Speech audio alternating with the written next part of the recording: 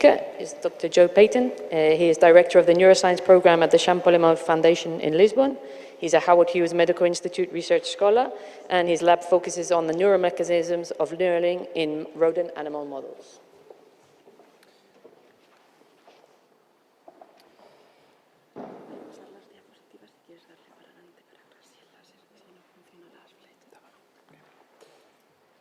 Okay, well, I want to thank the organizers for giving me a chance to talk to you today, and the funders for supporting such an important and interesting meeting. I'm not a clinician. My lab is interested in defining the sort of fundamental principles by which neural circuits produce behavior.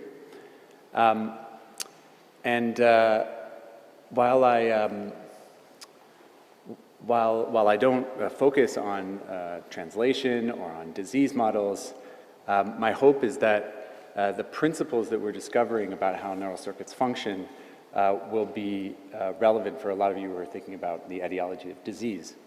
And in particular, the work I'll present today is relevant for neurodegenerative diseases that affect the basal ganglia. But before I get into that, I want to give you kind of a 30,000-foot view of my view on brain function in general. And that is that at the end of the day, the brain is for control. It's for controlling the behavior and physiology of an organism in a complex and dynamic environment. And 600 million years of evolution during which nervous systems have existed on this planet has endowed brains with a range of different mechanisms for achieving that control. For example, in mammals, we have in the spinal cord and the brainstem neural circuits for reflexes, central pattern generators, movement primitives that are capable of relatively automatized forms of behavioral control. Of course, these kinds of mechanisms can be selected, modulated, chained together by descending input from a number of different, more adaptive control systems that are positioned more anterior in the nervous system, that are capable of a variety of different kinds of learning. And each of these brain systems possesses a really stereotypical circuit architecture, which suggests that they contribute some core computation to the overall functioning of the brain in support of behavior. And so one of the features of work that goes on in my lab, one of the sort of central drives, is to combine both experiments in circuit and behavioral neuroscience with theoretical approaches in the construction of models to try and understand how the different data we're collecting from experiments can be put together in a functional circuit model to explain how neural circuits produce behavior. And I'll be talking about a particular adaptive control system, as I already mentioned here today, and that is this collection of subcortical structures you can see highlighted in red here that we call the basal ganglia. And that's because decades of research have led to a dominant sort of view of basal ganglia circuit function, which holds that the basal ganglia learn through experience to select actions based on consequences. And one of the reasons that this dominant view developed can be seen really clearly on this next slide here. So these are the labeled axons and terminals of midbrain dopamine neurons, whose cell body is in the substantia nigra pars compacta. This is a coronal slice through a mouse brain. And what this image really indicates very clearly is just how incredibly dense the innervation of these midbrain dopamine neurons are of this area of the striatum, which is a major input area of the basal ganglia. Okay. So this observation, together with observations about the physiology of these neurons that Marcelo Mendonça already mentioned, that is that they seem to encode a teaching signal called the reward prediction error, which in computational models of reinforcement learning acts to update the value of actions to guide adaptive behavior, has led to this explosion of interest in computational models of reinforcement learning and using them to understand neural circuit function. Now, of course, there's a lot of detail to the circuitry of these brain systems that's not reflected in these computational models. And one of my goals is to try and sort of close that gap. One prominent feature that I'm going to focus on today of the basal ganglia circuitry that doesn't show up in these models is the existence of these two major feed-forward circuits along the main axis of the basal ganglia. the so-called direct and indirect pathways. Okay? So this is a sagittal view of a mouse brain in schematic, and highlighted in red are the collection of areas that make up the basal ganglia. In this major input area, the striatum, 90 to 95% of neurons are GABAergic inhibitory projection neurons, and they can be relatively evenly subdivided into two classes, the so-called direct and indirect pathway. Direct pathway neurons are so named because they project directly to basal ganglia output nuclei. Since they're inhibitory and the output neurons of the basal ganglia are also inhibitory, activity of these neurons would be expected to disinhibit basal ganglia targets, and in the context of movement, promote the production of movement. The indirect pathway is so named because it sends projections more indirectly towards basal ganglia output nuclei, and the effect of the extrasynaptic stages is to induce a sign reversal in the effective activity in these cells on basal ganglia output relative to the direct pathway. So activity in these neurons, based on anatomy alone, would be expected to increase inhibition onto basal ganglia targets. Okay? Now, in a sort of interesting and elegant twist, these two classes of neurons also express different dopamine receptors. Direct pathway neurons expressing D1 type, indirect pathway neurons expressing D2 type, which of course, as many of you know, coupled to different G proteins and ultimately lead to opposite effects on things like cell excitability, synaptic plasticity. So the net effect of this whole system is that dopamine ends up having, changes in dopamine end up having a consistent effect on the output of the circuit. So for instance, in the context of Parkinson's, the prediction is that you remove the dopamine input that decreases the activity of this action-promoting direct pathway, increases the activity of this action-suppressing indirect pathway, and that contributes to many of the symptoms, motor symptoms we see in Parkinson's, such as bradykinesia and difficulty with initiating movement. Right. Indeed, when people began to manipulate neurons in these two circuits using optogenetics, they found data that was broadly consistent with this kind of general model of direct and indirect pathway opponent function. So if you put chanorodopsin into direct pathway neurons in a mouse that's in an open field, the animal's moving around here in gray, and then the laser turns on, and the animal begins to run around a lot more. If you do that same experiment, but now expressing chanorodopsin in indirect pathway neurons, animals stop moving, okay? So activation of these two pathways can have opposite effects on locomotion, can also have opposite effects on reinforcement. So if you trigger stimulation of direct pathway neurons upon entry into a particular location in a box, animals will learn to prefer that location. If you do the same thing in the indirect pathway, animals will learn to avoid that location, okay? So activation of neurons in these two pathways can produce opposite effects on multiple forms of behavior, both locomotion and reinforcement. However, when people began to observe the endogenous activity of neurons in these two pathways, they found that they were coactive around movement. So this is a study from my good friend Rui Costa, where they expressed a genetically encoded calcium indicator in either direct or indirect pathway neurons, and then inserted a fiber into the dorsolateral or sensory motor striatum. Okay, so this is fiber photometry, sort of a cell type specific multi-unit recording of neural activity. And what they found was that aligned on the onset of a movement, in this case lever pressing, there were peaks in activity in both the direct and indirect pathway. And this observed coactivation of the two pathways was interpreted as challenging that classical view of basal ganglia circuit function that I just described at the beginning. However, since the 70s, people have been integrating the existence of this apparent push-pull pathways in the basal ganglia by suggesting that to produce a movement, the brain may need to both promote certain motor programs and suppress other ones, potentially competing ones. Okay, so under that model, you expect to see coactivation of the two pathways, even as they function in broad opposition to each other. Okay, so we wondered, how can we actually reconcile this debate in the field, which has been going on for a while?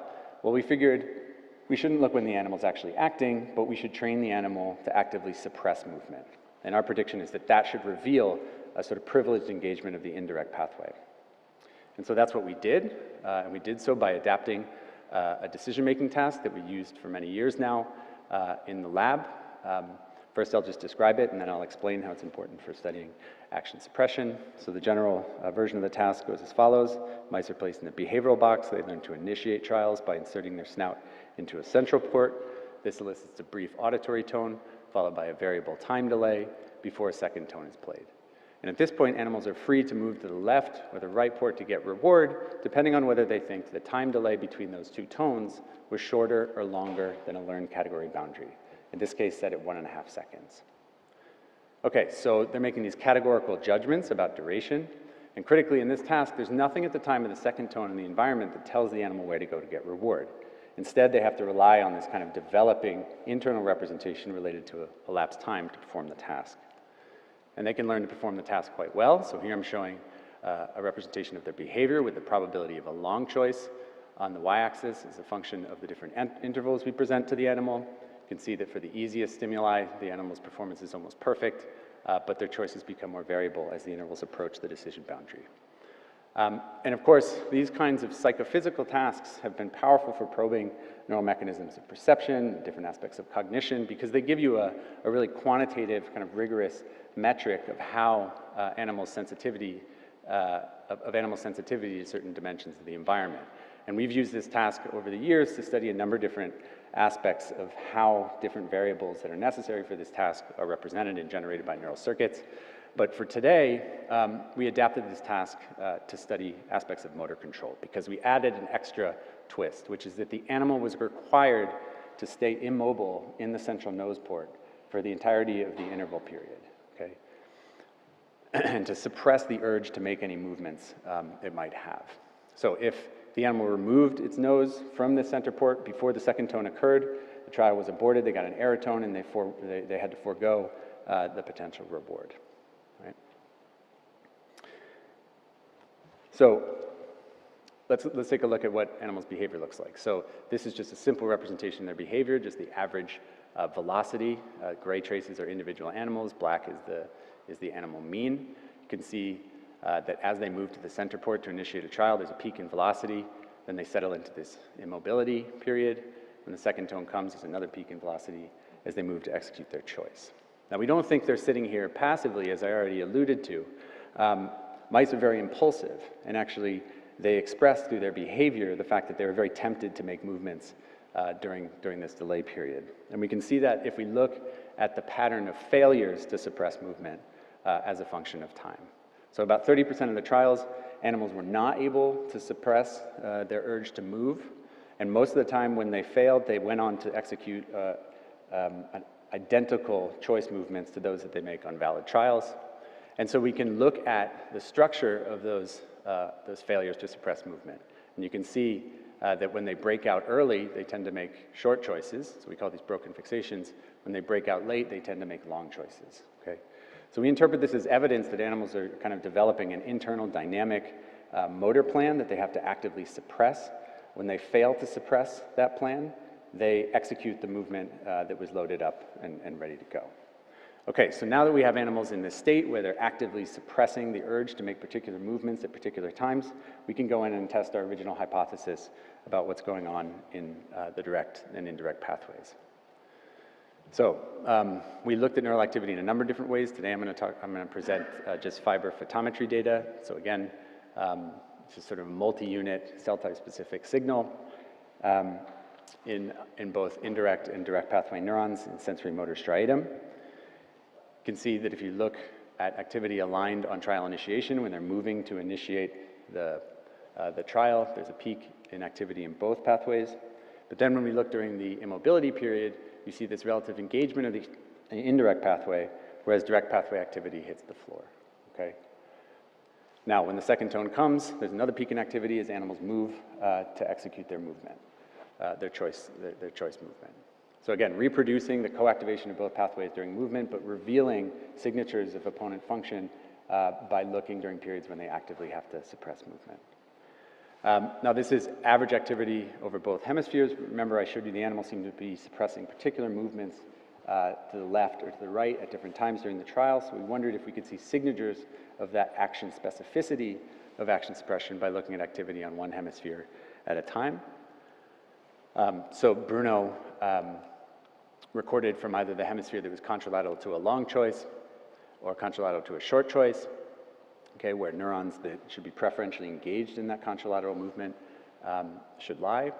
And you can see, starting with the hemisphere contralateral to long choice, indirect pathway during the action suppression period is steadily climbing, whereas in the direct pathway, it's dropping. When we look at the hemisphere contralateral to a short choice, we again see the relative dominance of the indirect pathway and more modest modulation. So what this creates is a situation where, if you think about the relative levels of activity in the two hemispheres as a function of time, they're changing, and they're changing in opposite directions in the two pathways. So here's just the relative difference between activity on the hemisphere contralateral to a short choice relative to the hemisphere contralateral to a long choice. See, early in a trial, the short neurons are dominant, and late in the trial, the long neurons are dominant. And we see the opposite kind of pattern when we look in the direct pathway. Okay, so I've now shown you there are sort of multiple forms or signatures of functional potency that we see in neural activity that are revealed by looking during a state of action suppression. And the story that these data suggest is that, in particular, the indirect pathway neurons seem to be engaged to proactively suppress particular actions when those actions are tempting. And so Bruno next did a series of optogenetic inhibition experiments to test whether these signals were actually necessary for maintaining the suppression of action. So he expressed the inhibitory opsin ARCH-T in either direct or indirect pathway neurons, and then on a random 30% of trials, inhibited the cells for starting at trial onset up until the time when either the animal failed to suppress movement or whenever the interval ended, whichever happened first. First, he checked to see that he could successfully inhibit these cells for the periods of time that were necessary for our behavioral experiment. Just as a very quick aside, reviewers asked us to do optogenetic activation as well, and we resisted that. Why did we resist that? Well, one reason is seen here in this plot. So when we use ARCH-T inhibition, we saw exclusive inhibition of putative medium spiny neurons. However, when we use channel rhodopsin excitation, we saw a lot of excitation, really abnormal levels of excitation, but also in 10 to 20% of cases, inhibition, which is likely mediated by lateral inhibitory connections between neurons. So this is a much less clean manipulation and less physiological manipulation if you're trying to understand the sort of pathway-specific function of these circuits. So we moved on with inhibition. What did Bruno find? When he inhibited bilaterally direct pathway medium spiny neurons and looked at here the probability of breaking fixation, which is again failure to suppress movement, saw no significant effect. However, when he did the same experiment in the indirect pathway, animals were almost completely unable to suppress the urge to move. Now, maybe that's not that surprising because I just showed you that the direct pathway neurons weren't actually active during the delay period, whereas the indirect pathway neurons were. But remember, we saw particular patterns of lateralized activity that we hypothesized might be controlling the urge to move in particular directions. And so Bruno then proceeded to perform a series of optogenetic inactivation experiments unilaterally. Again, the direct pathway saw no effect on action suppression. And when he did that in the indirect pathway, he saw a more modest but still significant effect. Okay, but now we can ask a really interesting question, which is when are these broken fixations occurring? When is the animal failing to suppress movement? And again, remember, early, the short neurons are dominant. Late, the long neurons are dominant. If we look at the probability that animals failed to suppress movement as a function of time on trials where these neurons were inhibited versus the interleaved non-inhibited trials, you can see that the vast majority of excess broken fixations are present before the decision boundary when this hemisphere was dominant in the neural activity. And if we do the same experiment on the other hemisphere, now all of the excess broken fixations are present after the decision boundary. So we now take the difference between the probability that animals break fixation as a function of time between inhibited and non-inhibited trials. You see this really striking crossing profile. It crosses right around the time of the decision boundary in tight correspondence with the patterns of interhemispheric dominance in neural activity that I described earlier. Okay. So what these data together are telling us is that the indirect pathway neurons, subsets of indirect pathway neurons, are dynamically recruited to suppress particular actions at those times when those actions are most tempting. Right?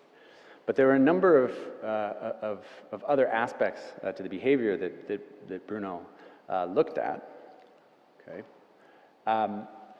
For instance, we were looking to see whether inhibiting these pathways would affect the animal's choices. Okay? The dominant model of how the basal ganglia kind of drives behavior focuses a lot on the direct pathway as promoting the selection of valuable actions. Okay? But in fact, what he saw was that when inhibiting the direct pathway in dorsolateral striatum, he saw no consistent effect on the choices that the animal made. So no significant effect on action selection.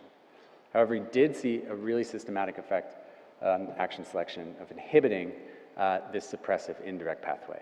And it's of a sign such that it looks like inhibiting the indirect pathway on one hemisphere removes the brake from the contralateral movement. So the animal's more likely to make a movement to the contralateral side when you inhibit the indirect pathway. So to our surprise, we saw an action selection effect of inhibiting the indirect pathway, no action selection effect of inhibiting the direct pathway. We did, however, see that inhibiting the direct pathway slowed the animal's movements down. Okay, so if you look at the cumulative distribution of times that it took the animals to execute their choice when Bruno inhibited the direct pathway, these are significantly slower. And that wasn't seen when looking at the data when the indirect pathway was inhibited. So this is sort of double dissociation or mapping of distinct functions, vigor onto the direct pathway in sensory motor striatum, and action suppression, which can affect action selection, onto the indirect pathway in the sensory motor striatum. Okay, now in the last couple minutes, I want to talk about something that's a little bit weird about this data, okay? We don't see any effect of inhibiting the direct pathway on choice, but all of this suppressive function that we did discover in the dorsolateral striatum is obviously tuned for some action-promoting urge to move to the left early and move to the right late. So that has to exist somewhere, but we're not seeing in the sensory motor striatum that function is embedded in those circuits, okay? And so that led us to scratch our heads a little bit and think about what might be going on. And we began to think about the fact that for decades now, it's been appreciated that another prominent feature of basal ganglia circuitry is that it possesses this parallel circuit architecture, okay? So information from more sensory motor, associative, cognitive, limbic, is projected through channels that are, to a greater or lesser degree, parallel, okay? And so we hypothesized that there might be another parallel circuit in the striatum that was learning this action-promoting urge that the dorsolateral striatal circuits were reacting to and learning to keep in check until that point in the trial when it was appropriate to make the movement, okay? And so I won't go through the details of this, but to test this idea, we built a computational reinforcement learning model that possessed two parallel action value learning channels, okay? And the only thing that differed between these two channels was that they were looking at the world through a different lens, okay? They had a different representation of the state of the task, okay? And the consequence of those differences, together with sort of biologically derived learning rules onto the direct and indirect pathway, was that this model could learn to perform the task, okay, similar to the animals. And unlike any of the other models that we built, it was able to reproduce this particular structured pattern of broken fixations. So the model expressed this sort of temptation to make movements and the occasional failure to be able to suppress them. We could also go in and look at patterns of activity in the component that corresponded to the dorsolateral striatum, and we could reproduce the qualitative characteristics of the neural activity, and then we could also go in and kind of reproduce the effects of our optogenetic manipulations. And in all cases, we were able to explain the data really broadly. But more importantly, this model made a prediction. okay? This other parallel pathway is the pathway that learns the action-producing urge to make movements.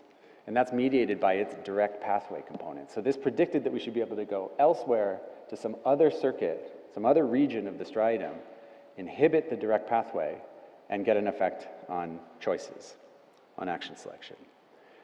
And so here's how that plays out within the model. You can inhibit the component that corresponds to the indirect pathway in the model and get a bias in choice that's similar to what we saw in the data when inhibiting the indirect pathway in dorsolateral striatum.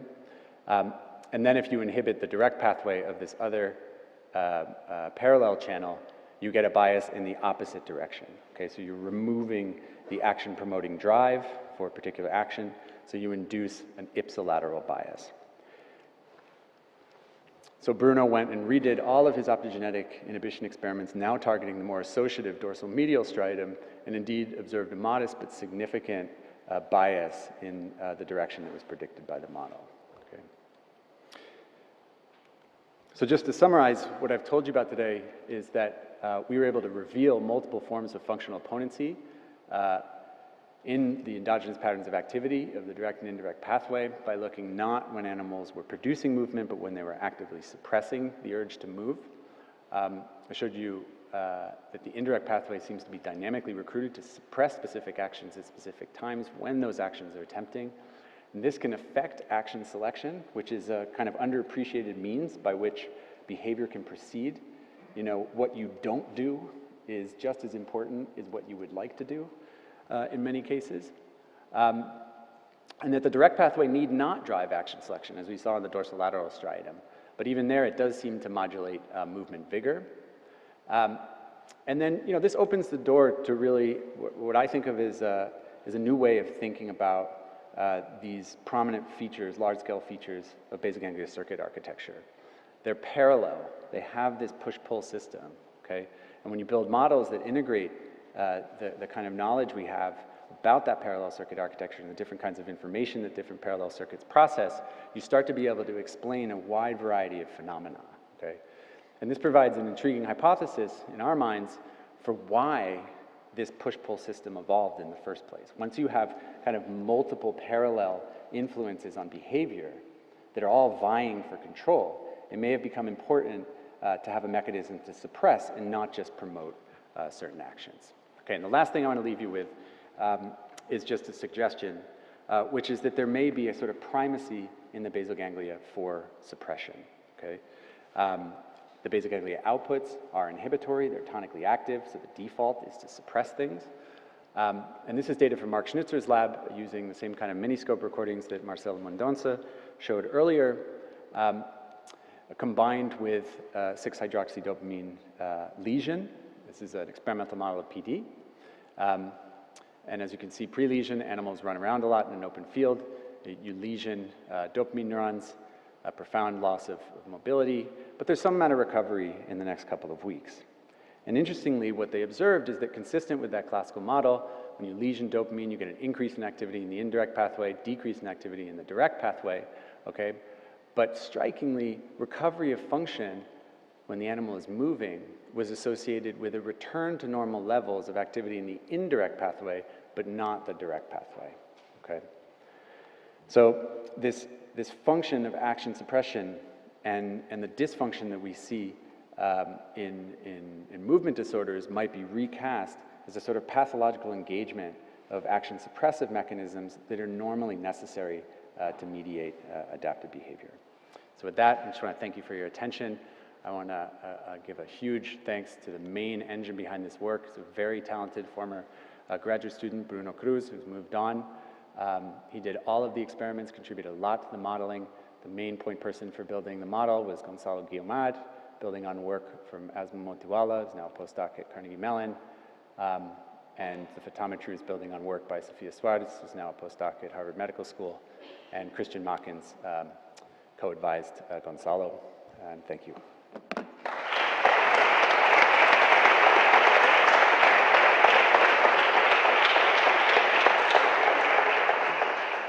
Thank you very much. It was a fantastic talk, a masterclass in basal ganglia function. I actually have a quick question. Have you looked at any differences due to sex or age in these mice in this reaction?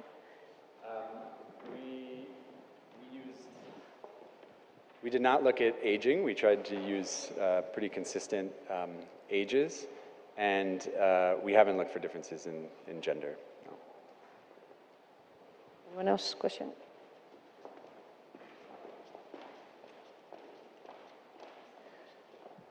Thank you very much for your nice presentation. Do you think that possibly the hippocampus could play a role in these indirect or direct pathways? Thank you. Yeah, that's a really interesting question. We actually have a modified version of this task, okay, which we call the allocentric version of the task, where animals can start facing east or west, okay, but the short choice is always to the north, and the long choice is always to the south, okay? And we designed that task because we wanted to know whether neural signals we were looking at were related to like categorical long-short judgments or whether they were related to egocentric movement directions, okay? And in that task, when we did recordings, this is in rats, from the striatum at a variety of different depths, okay? What we found was that the deeper we went in the striatum, the more we found neurons that encoded information about the task but didn't care about whether the animal was facing east or facing west to begin with, okay? And so we're actively pursuing the idea that another implication of this parallel circuit architecture is that as you go to different regions in the striatum, you're getting input from different outlying cortical regions. The deeper you go in the striatum, the more you get input from medial temporal lobe structures, such as the hippocampus and the subiculum. And our working hypothesis is that actually in that version of the task, since it's not possible to learn the task using just egocentric representations in that task, that the brain may be relying on that other circuit. Same computation, but now it's just operating on different kinds of representations in order to learn an appropriate behavioral program for the task. Yeah. Any other questions? No, then I think we will close the session. Just a reminder to meet at 7:30 in the reception hall of the Salamanca City Council, and remember your credentials. Thank you, everyone.